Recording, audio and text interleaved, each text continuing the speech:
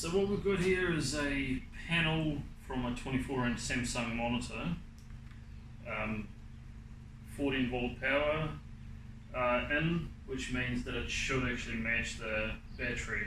I've tested it for the power supply, it works fine.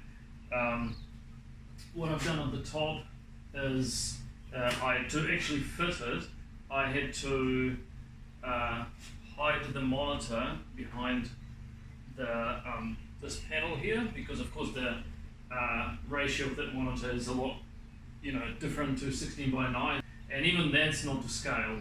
Ideally it should actually go even wider, but that's the best I can do. And also to make sure that the cable's clear, I actually have to put it upside down, and it has to be removable because of course it is unwelded at the top there all the time, probably for the next however long. I have to be able to pull it out. So there are only 2 screw holes here. I'm actually only using one because this part slides in and it just sits like that, but it seems to sit in there quite well, even with the machine moving around. So we are keeping it upside down and then slide it in from the top.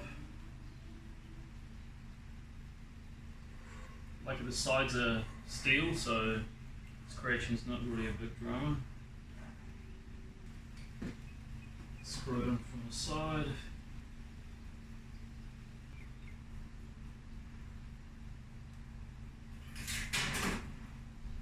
Sweet.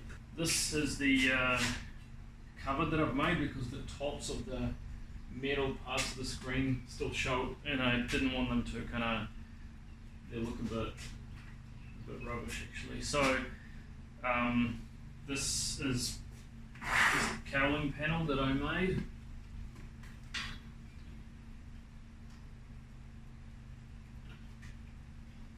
And actually just threaded a couple of holes in the top because it'll need to be removable.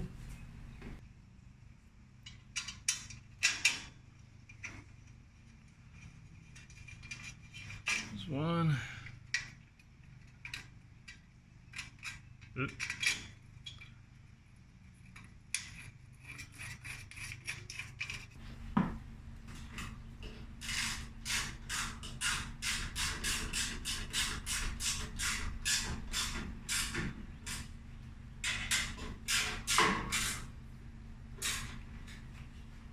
Actually, you know what? It's less rough than I thought it would be. This little edge here, I'm going to have to just panel in and just bash it in there and she'll be right. This edge here come up right. It's not too bad, actually. Here we are.